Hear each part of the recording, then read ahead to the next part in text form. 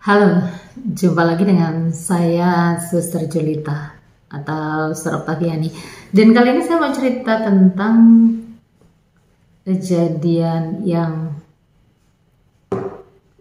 horor tanda kutip ya.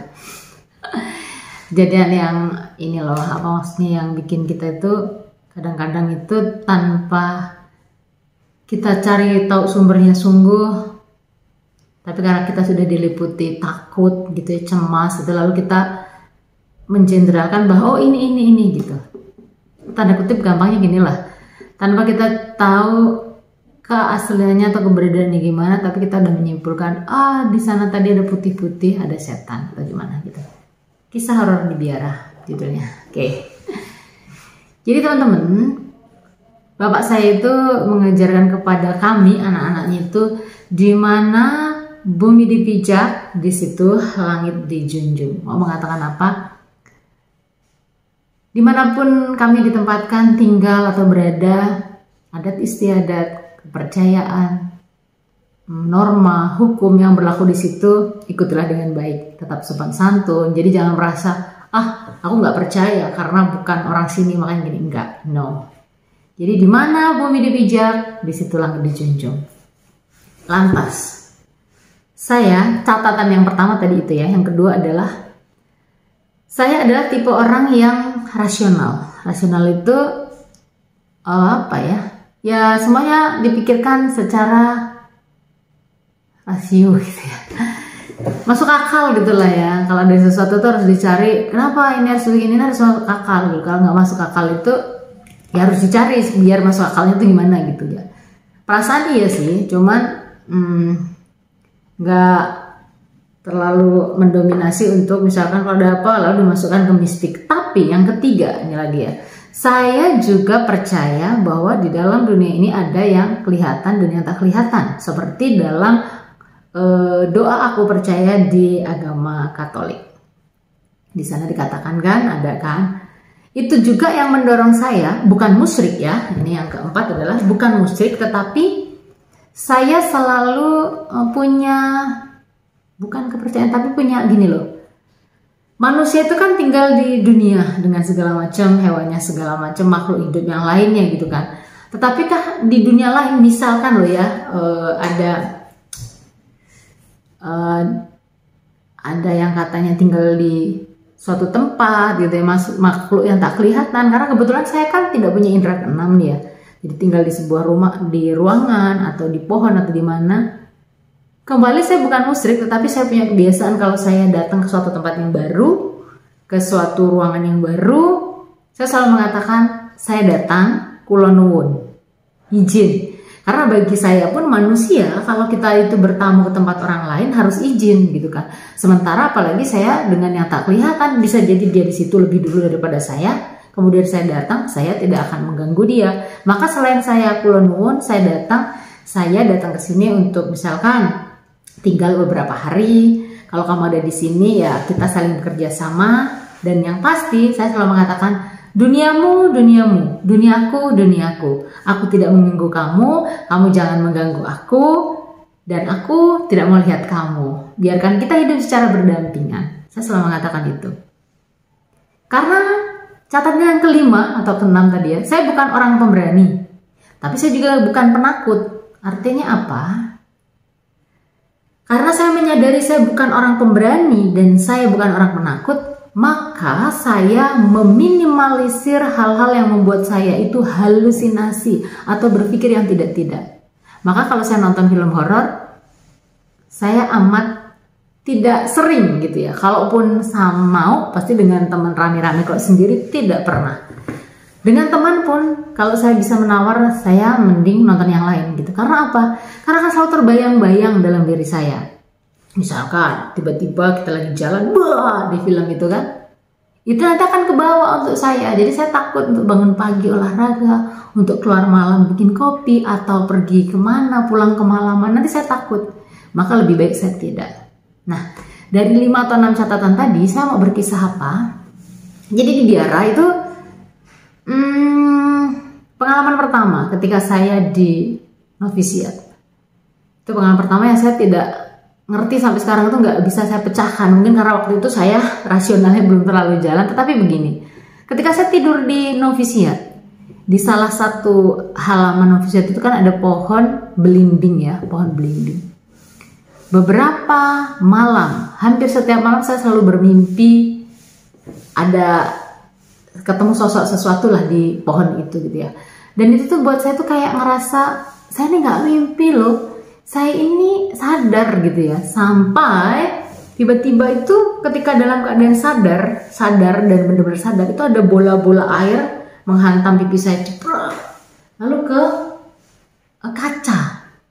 kaca nako. Udah saya bangun dong, terus saya pegang nakonya basah dan benar-benar air. Itu saya nggak mimpi.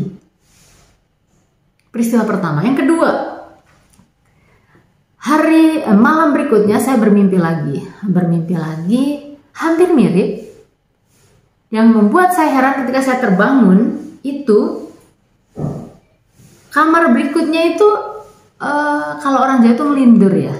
Jadi rupanya saya juga ngelindur, lalu teman saya membangunkan saya, lalu saya tidur. Ketika saya tidur, teman sebelah kamarnya lagi ngelindur lagi, dibangunkan. Nah, tadi kan sebelum saya tidur lagi, setelah dibangunkan, tadi kan ditanyain, kamu ngapain? Saya ngelindur tadi ini gitu kan. Oke. Teman saya sebelahnya ketika ngelindur dibangunin, kenapa kamu tadi? Dia cerita ini. Sama. Nah, gimana bisa begitu? Oke, yang kedua. Tapi itu tidak terpecahkan ya. Maklumlah karena waktu mungkin saya masih takut gitu kali ya, atau nggak ngerti lah harus memecahkannya gimana. Mungkin bunganya orang tidur. Tapi bagi saya peristiwa itu mengenang untuk saya sampai sekarang gitu ya. Lalu di salah satu susuran saya lagi ya, saya tinggal di komunitas yang lain itu, saya waktu itu kan kuliah teknik sipil. Jadi kan kalau habis ikut pulang kuliah, lalu kalau masih sempat mandi, saya mandi dulu, baru nanti ikut kegiatan di komunitas. Kalau enggak ya udah sekalian ikut mungkin makan malam, doa malam, rekreasi, baru nanti malam mandi baru ngerjain tugas gitu. Nah, hari itu saya malam itu kan udah bikin kopi nih ya, masuk kamar 9:30, bikin kopi lalu ngerjain tugas gitu kan. Jam 1:30 pagi kopi saya habis. Oke, sebelum lanjut saya mau mengatakan saya itu suka bulan purnama, suka sekali minum kopi. Oke. Dan ketika bulan purnama saya biasanya keluar, kemudian duduk di suatu tempat yang bisa memandang bulan purnama itu dengan jelas. Sebenarnya bukan hanya bulan purnama saja saya suka, tapi setiap bulan muncul, baik bulan sabit atau bulan yang sudah mau masuk gitu ya, habis bulan purnama saya suka.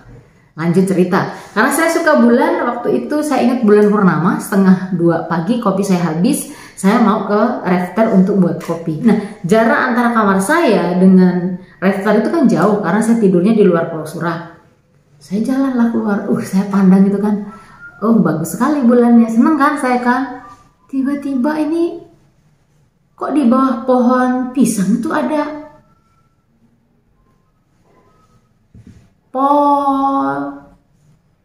Oke ya. Kaget dong saya. Saya merasa, beneran itu ada. Takut dong saya. Berarti selama ini yang orang bilang atau yang dipertontonkan di TV-TV atau film horor itu beneran ada. Karena sebesar itu, setelah itu saya baru sekali tuh lihat. Dan dia gelantung-gelantung nih di pohon pisang kan. Jadi bulan purnama. Terus ada itu tadi. Ya, itu di pohon pisang. Apalagi 2 malam yang lalu ada kisah yang beredar, katanya ada bapak si ini gitu tuh, karena bulan purnama dia berubah jadi bukan berubah tapi dia teriak-teriak dan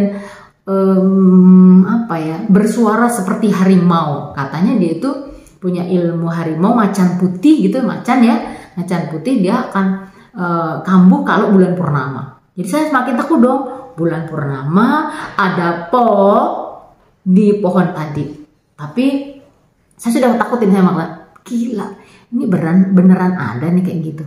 Tapi saya bilang enggak. Kamu nggak boleh lalu langsung membuat kesimpulan seperti itu. Saya masuk kamar lalu saya ambil baterai. Dengan seluruh tenaga, kekuatan, dan keberanian saya datang itu ke pohon pisang. Saya pakai senter, saya senter jalan. Terus senter saya arahkan itu ke pohon pisang itu. Astaga. Kalian tahu apa yang saya lihat? Pohon pisang daunnya itu kan warna putih kan ya. Yang dibalik itu kan warna putih tuh ya, baliknya itu kan. Itu kalau kena sinar matahari, kalau kena sinar bulan itu kan naik turun. Jadi seperti